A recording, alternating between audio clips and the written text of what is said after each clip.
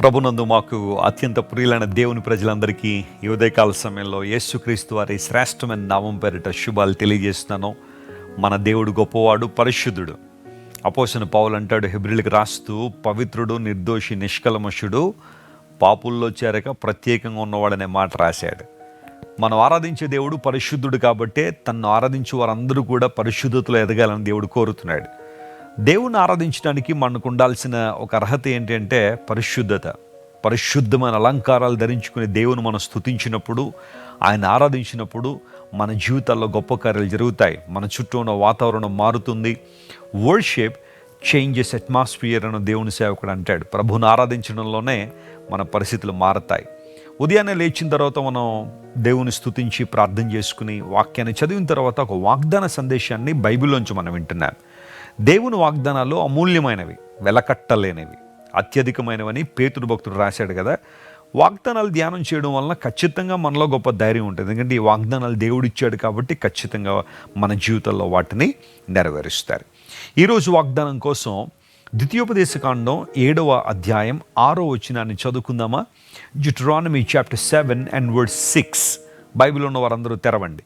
నీవు నీ దేవుడిని యెహోవాకు ప్రతిష్ఠిత జనము, నీ దేవుడిని యెహోవా భూమి మీదనున్న సమస్త జనముల కంటే నిన్ను ఎక్కువగా ఎంచి నిన్ను తనకు స్వకీయ జనముగా ఏర్పరుచుకొనెను.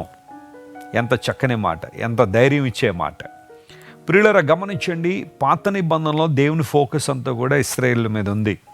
God's focus was on Israelites in the old testament. But when Jesus died on the cross, యేసు ప్రభు శిలువ మీద చనిపోయిన తర్వాత సంఘము ప్రారంభించబడినప్పుడు దేవుని యొక్క ఫోకస్ ఇప్పుడు సంఘం మీద ఉంది. సంఘములో ఎవరున్నారంటే ఆయన రక్తము చేత కడగబడిన వారు, కొనబడిన వారు ఆయన సంఘంలో ఉన్నారు. వారు ఏ ప్రాంతానికి చెందిన వారైనా, ఒకప్పుడు ఏ మతాల్లో, ఏ కులాల్లో, ఏ వర్గాల్లో వాళ్ళు ఉన్నప్పటికీ ప్రభువుని అంగీకరించిన తర్వాత దేవుడు వారందరినీ ఒక కుటుంబంగా దేవుడు చేశాడు. సో ఈ వాగ్దానాన్ని మనం సంఘానికి ఆపాదించగలిగితే దేవుణ్ణి అంగీకరించిన వారు ప్రతిష్ఠిత జనముగా ఉన్నారు. మనం దేవునికి ప్రతిష్ఠించబడ్డాం. ఆయన కొరకు మనం జీవిస్తున్న ప్రజలుగా ఉన్నాం. పేతురు భక్తుడు ఇదే అంటాడు, ఒకప్పుడు మనందరం చీకట్లో ఉన్నాం, కానీ యేసు ప్రభు మనందరినీ తన వెలుగులోని తీసుకొచ్చాడు. ఈ వెలుగుకు ఆయన పెట్టిన పేరేంటంటే ఆశ్చర్యకరమైన వెలుగు అన్నాడు. మార్వెలస్ లైట్ అనే మాట అక్కడ రాయబడింది. ఎప్పుడైతే మనం వెలుగులోనికి వచ్చామో మనకు కొన్ని విషయాలు అర్థమవుతున్నాయి. అవి ఏంటి అంటే, మనము ఏర్పరచబడిన వంశం అన్నాడు, దేవుని సొత్తైన ప్రజలం అన్నాడు. ఎందుకు అంటే ఆయన స్తుతులు లేదా ఆయన స్తోత్రమును ప్రచురించడానికి దేవుడు మనల్ని ఏర్పాటు చేసుకున్నాడు. మనము ప్రతిష్ఠిత జనముగా ఉన్నాం. We are dedicated to God. God has chosen us. దేవుడు మనల్ని ఎన్నుకున్నాడు, ఏర్పాటు చేసుకున్నాడు. అంత మాత్రం కాకుండా భూమి మీద ఉన్న సమస్త జనముల కంటే నిన్ను ఎక్కువగా ఎంచి అనే మాట. లోకంలో చాలా తారతమ్యాలు ఉన్నాయి. There are so many differences in the world. నీ కులాన్ని బట్టి నేను తక్కువగా చూసేవాళ్ళు ఉంటారు. నీ స్థాయిని బట్టి, నీ అంతస్తుని బట్టి, నీ ఉద్యోగాన్ని బట్టి, నీ రూపాన్ని బట్టి, నీకున్న ఆస్తిపాస్తులను బట్టి తక్కువగా చూసేవాళ్ళు చాలామంది ఉన్నారేమో. నీకేదైతే లేదో దాన్నే చూసి ప్రజల్ని నిందిస్తారు, అవమానిస్తారు. కానీ దేవుడు ఏమంటున్నాడో తెలుసా? నిన్ను భూమి మీద ఉన్న సమస్త జనముల కంటే ఎక్కువగా ఎంచుతున్నానో. ఇప్పుడు ఎవరు ఎంచే విషయాన్ని నీవు పరిగణలో తీసుకుంటావు చెప్పు ఒకసారి. కొన్నిసార్లు లోకసమైన వ్యక్తులు నిన్ను అపహాస్యం చేస్తారని కృంగిపోతున్నావు. చాలామంది విద్యార్థులు స్కూళ్ళల్లో లేదా కాలేజెస్లో బుల్లింగ్ చేయబడుతుంటారు. బుల్లింగ్ చేస్తారు కొంతమంది. వారి రూపాన్ని బట్టి బాడీ షేమింగ్ అంటారు, లేదా వారి యొక్క స్థాయిని బట్టి హేళన చేసేవాళ్ళు కొంతమంది ఉంటారు. ఇలాంటివి ఎక్కువైపోతుంది ఈ రోజుల్లో. అందరిని బట్టి డిప్రెషన్లు పెరుగుతున్నాయి ఈ రోజుల్లో. అలాంటి సిచ్యువేషన్లో కనుక నువ్వు ఉంటే, నీ ఆఫీస్లో కావచ్చు, నువ్వు పనిచేసే స్థలంలో కావచ్చు, నీ వ్యాపారంలో కావచ్చు, నీ బంధువుల మధ్య కావచ్చు, కొన్నిసార్లు అందరూ నిన్ను తక్కువగా చూస్తూ హేళన చేస్తూ నువ్వు యేసు ప్రభువుని అంగీకరించినందుకు, ప్రభువుని వెంబడిస్తున్నందుకు నిన్ను చాలా ఇబ్బంది పడుతున్నారు మానసికంగా. ఈరోజు దేవుడు నీతో మాట్లాడుతున్నాడు. ప్రభువు నిన్ను సమస్త జనముల కంటే ఎక్కువగా ఎంచాడు ఆయన. అది నువ్వు గమనించాల్సింది. అక్కడ నువ్వు ఫోకస్ పెట్టాల్సింది. ప్రభువు దృష్టిలో నువ్వు ఎంచబడిన వాడు. ఎక్కువగా దేవుడిని ఎంచాడు. నువ్వు తక్కువ వాడు కాదు, నువ్వు అంటరాని వాడు కాదు, నువ్వు అమానుష్యమైన వ్యక్తివి కాదు. ప్రభువు నేను గొప్పగా ఎంచాను అన్నప్పుడు నువ్వెందుకు కృంగిపోతావు? ఇంకెందుకు అధైర్యపడతావు? ఎందుకు బాధపడతావు? వాళ్ళో వీళ్ళో నిన్ను ఏదో అన్నారని ఎందుకు ఇబ్బందులు పాలవుతున్నావు? ప్రభువు నిన్ను ఎంచుతున్నాడు, నువ్వు గొప్పగా ఉండాలని గొప్పవాడిగా దేవుడు నిన్ను ఎంచాడు. అంత మాత్రం కాకుండా ఆయన తన స్వకీయ జనముగా ఏర్పాటు చేసుకున్నాడట. ఇంగ్లీష్లో ఏముంటుందంటే God has chosen us to be special people అనే మాట రాశాడు. ప్రత్యేకమైన జనాంగం. దేవుడు మనల్ని ప్రత్యేకపరిచాడు తన ఉద్దేశాల కోసం. అందరితో కలిసిపోయే మనస్తత్వం కాదు దేవుని బిడ్డలది. దేవుడు మనల్ని ప్రత్యేకపరిచాడని లేఖనాలు సెలవిస్తుంది. ఎందుకు ఈ ప్రత్యేకము అంటే లోకము నుండి దేవుడు వేరుపరిచి తన కొరకు జీవించినట్లుగా.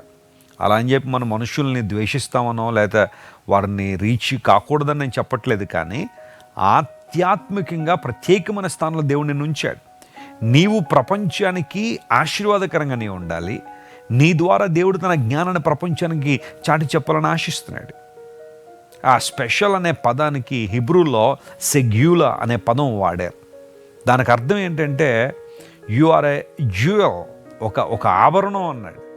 లేదా మరొక చోట ఏముంటుందంటే యు ఆర్ ఏ ట్రెజర్ అనే మాట వాడాడు. నువ్వు ఒక స్వాస్యం అట, ట్రెజర్. ఎంత చక్కని మాట ఇదంతా కూడా. ఇంకెందుకు కృంగిపోతావు? దేవుడు నిన్ను ఒక ఖరీదైన ఆభరణంగా ఆయన నేను చూస్తున్నాడు, ఒక ట్రెజర్గా దేవుడు నేను చూస్తున్నాడు. స్పెషల్ అనే మాటకు అర్థం అదే. సుమారుగా ఒక 8 సార్లు పాత నిబంధనలు ఆ మాట మనం చూస్తాం. ప్రియులారా, God made you a special people. కృంగిపోద్దు, అధైర్యపడద్దు. దేవుణ్ణి ఆరాధించండి, ప్రభువుని స్తుతించండి. ఆయనని ఎంచుకున్న విధానం, ఎంపిక చేసిన విధానం చాలా గొప్పది కనుక ప్రభువును స్తుతిద్దాం, ఘనపరుద్దాం. తద్వారా దైవ ఆశీర్వాదాలు పొందుకుందాం. చిన్న ప్రార్థన చేస్తాను. ప్రేమగల తండ్రి, ఈరోజు మీరు మాతో మాట్లాడిన ప్రతి మాటను బట్టి నీకు స్తోత్రాలు. మనుష్యులను మమ్మల్ని తక్కువగా ఎంచవచ్చేమో, కానీ నీవు భూమి మీద ఉన్న సమస్త జనముల కంటే మమ్మల్ని ఎక్కువగా ఎంచినందుకు నీకు స్తోత్రాలు ప్రభువా. నీ ఎంపిక గొప్పది కనుక నీకు స్తోత్రాలు చెల్లిస్తున్నాం. మమ్మల్ని ప్రత్యేకమైన జనాంగంగా నువ్వు చేసినందుకు నీకు స్తోత్రాలు చెల్లిస్తూ, ఈరోజు ఈ వాగ్దాన సందేశాన్ని వింటున్న మా ప్రియులు మీరు బలపరిచి, ధైర్యపరిచి అన్ని విషయాల్లో స్థిరపరచమని కోరుతున్నాను. అయ్యా, అద్భుతాలు చేయండి. స్వస్థత లేని వారు స్వస్థత దయచేయండి. కృంగిన వారు లేవనెత్తండి. ఆర్థికంగా చితికిపోయిన వారు లేవనెత్తండి ప్రభువా. సమృద్ధిని జీవాన్ని ప్రతి ఒక్కరికి దయచేయండి. ఘనత మహిమ నీకే చెల్లిస్తూ యేసు నామం పేరిట అడిగి వేడుకుంటున్నాం తండ్రి. Amen, amen. God bless you dear friends. Have a wonderful day. అమెరికాలోని తెలుగు ప్రజలకు శుభవార్త. 2024 ఆగస్టు 31వ తారీఖున న్యూయార్క్ నగరంలో ఇంటర్నేషనల్ క్రిస్టియన్ లీగ్ ఆధ్వర్యంలో North America Telugu Christian conference జరగనున్నది. అమెరికాలో వివిధ రాష్ట్రాల నుండి అనేకులను ఈ కాన్ఫరెన్స్ కు ప్రత్యేకంగా ఆహ్వానించుచున్నాం. ఈ సభలో దైవజనులు డాక్టర్ జాన్ వెస్లీ గారు, శ్రీమతి బ్లెస్సీ వెస్లీ గారు, రెవరెండ్ శామ్ బోదాలా గారు, డాక్టర్ కెవాల్ గారు శక్తిగల దేవుని వాక్యం అందించి ప్రతి ఒక్కరి నిమిత్తం ప్రార్థించెదరు.